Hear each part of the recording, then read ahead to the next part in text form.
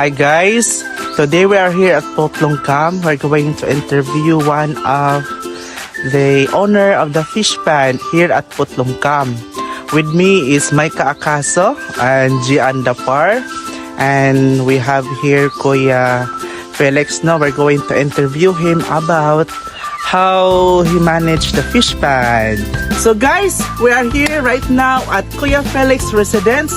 Behind me is his own fish pan. So today we're going to interview him and we will learn about the fish pan. Right now we are here at Kuya Felix residence. So we're going to ask him, interview him about how he's doing this fishery arts and doing the fish pan business or for his leisure only. So Kuya Felix, good afternoon. Kuya, we are from Baiso Kanay campus and this is one of our project, and we just want to know how you're doing this fish pan. Is this a business or what? So I have some questions for you, if it's okay. So the first question I'm going to give is, what you hook on raising fish in this first place? Like, unsa may nakapadani nimo sa pag-atiman ng isda sa unang higayon? Kung sila ng para nadani ko na ning pagpamuhi ng isda para malibre ni pangsudan. Libre pang sudan. Imo po ni siyang business ya? Kanang business. Business po nimo. So meaning doing this business and also for your own para nimo, no?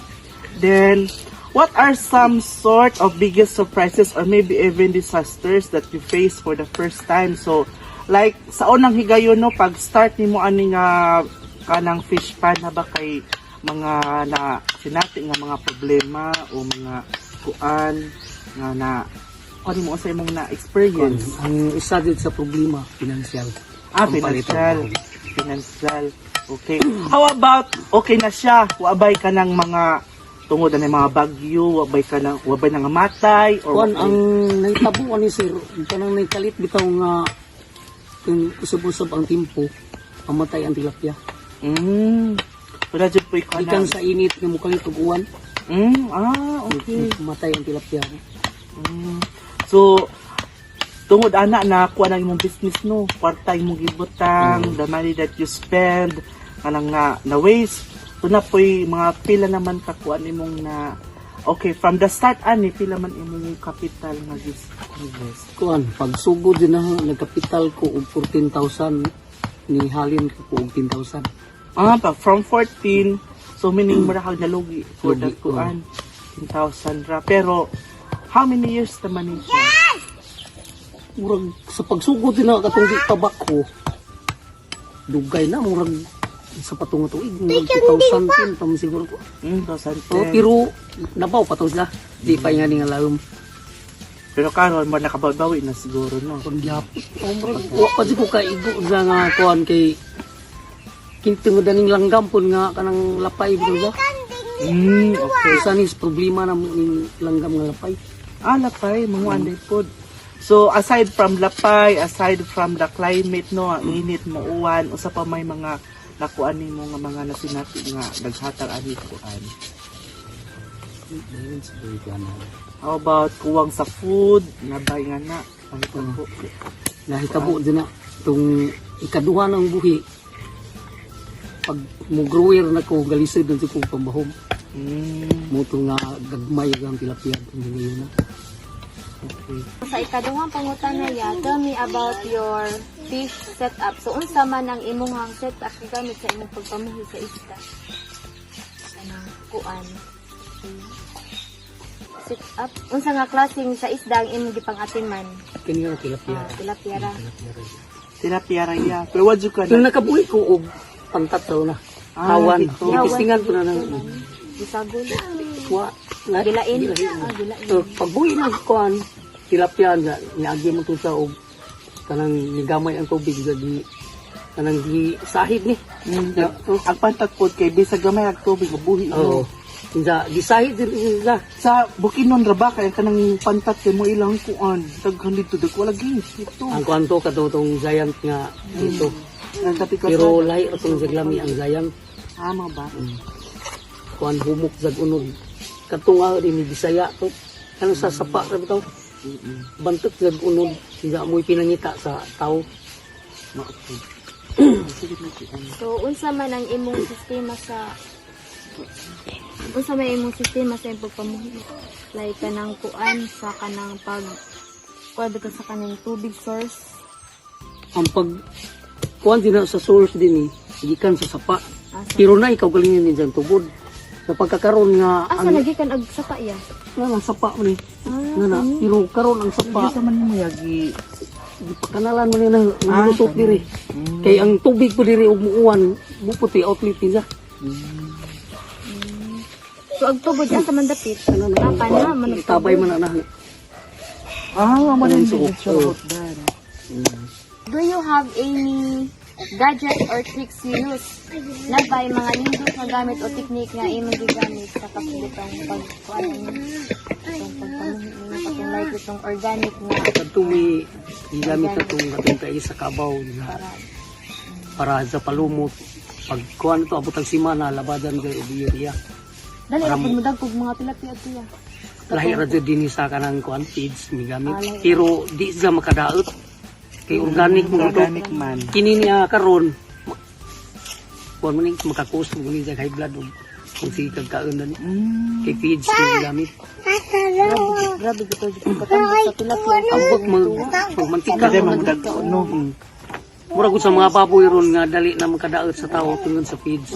Sa una bahugan og sagi mga bulanggoy ana. No true. Pero dugay mo nagko.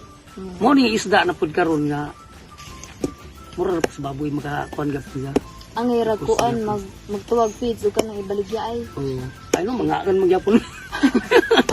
Mao. Kung kaon oy gutom ba ya? Pero Akin na. mas nindo tong organic, mutong organic jud ko sa pagsubod na. Kahit matong katong sa marag tayo sa Kay kabaw ug abono mo i-apply na. So, sa ikatulong pangutana is what keeping those fish healthy must be a balancing act. What are your top tips for keeping the water clean and preventing any nasty illnesses? So, dako kaayo pagkatiman sa kahimsog sa imong mga isda. Unsa man ang imong mga top tips para mapabiling limpyo ang tubig ug malikayan ang mga sakit nga makadaot sa isda? Kun ang gawad yung gibuhat sa nag-agas ng sapa, nilisod ang tubig. Da kadtong isang drainage nga kananan kon bunga tauran pa na ako kanang net sa ibabaw. Balihan na kay arong ang ipini sa ano ron sa Japan mo tong sa ilaw man kon. Sayo sa ibabaw ra ang ipin ang pabilin mo sa tubos. Ang ibabaw ra nga tubig nimo sa out. Kinahanglan sa ibali pero ang tubig tubos ga sudot siya ambak diri sudot sa ilaw ang ipin maano makuha ang ugaw. What's the most unexpected thing you've learned about raising fish? And sa may imong mga unexpected bitaw mga nahitabo ang sa pagbuhi nimo sa isda. Ang sa imong mga nakatunan bahin sa pag-atiman og isda. Sa nakatunan kadtong kuan itong gisinungan sa isay pamaagi sa kumuhi. Na muna sila kaagyaw nga ibahog din mo ang primas kina starter ana mo ipan hantod sa finisher. O naabay mga buta nga nakapahingalan nimo sa dalan. Nakatinga ka, nice di ay ingani nga picnic nga buhaton sa pagbuhi. Okay, dali sa mo dagko ang kaning sa page na may gamit lahi sa organic katong una na may gamit nga hinay ang tubo sa isda. If you could give your younger self just starting out one piece of advice, what would it be? Kung siguro sa para na nga mas hindot ang feeds kaysa organic kay mas dali ang tubo og feeds ni gamitin. So meaning ya for 2010 hangtod karon na-realize nimo nga supposed to be sa una pa lang nag-feeds na lang ka, no? Oh, Or marag nasayang ang mga time na Kung maghinay mo maghinay ang kuan. sa organic. Mga dili ang imong business, marag ning kuan ang imong profit, no? Kaya sa first pa lang, di ba, kami gasto kang 14. Sa 14 katulad ko page. Mm. Page na to lang. Okay. Wala to kay tungod sa mga lapay ng mga mukhaon ko sa Mga tilapia. langgam, no? Moto nga ni Arkansi ko kay bura ko paglawog pero gamay na lisod sa tilapia. O sa pispan ng gamay na tilapia. Pero in kuan niya, in general, kung magbuhi tag isda, it's nice ba nga magbuhi tag fish, magkuan antay fish pan? Or, like for us, kami, mga kuan, mga new generation, maka-advise pa po ka nga, pag fish pan mo kay na-income, maka-benefits po kayo ngun Oo, mas nindo tog na kay pispan kay malibre ka sa pangsudan. Da makakita po ka ginagmayang kwarta. na dyan po income, no? Then manihalingaw po ka. Makalinaw. Musik pa no, Makasudan po. Pero like me, hindi mo kong kaog tilapia. Na dyan i-business. Dako hinuog na Kayo, ginansya. imo i-business. Ang imo halin po makapalit na magkabisag sa nga gusto ni mong palit. Then, salamat kayo ya. Thank you very much sa time. Ngay magatag na mo. Thank you so much for time that we are given, no, to be interviewed together with my classmates. And I hope we hope na your business will grow. Maybe a bigger portion of this land will become a fish pan, no? Then, of course, na mo progress and more development. Together with Maika Acaso and G.R. Dapar, we thank you so much for giving your time to be interviewed. Salamat.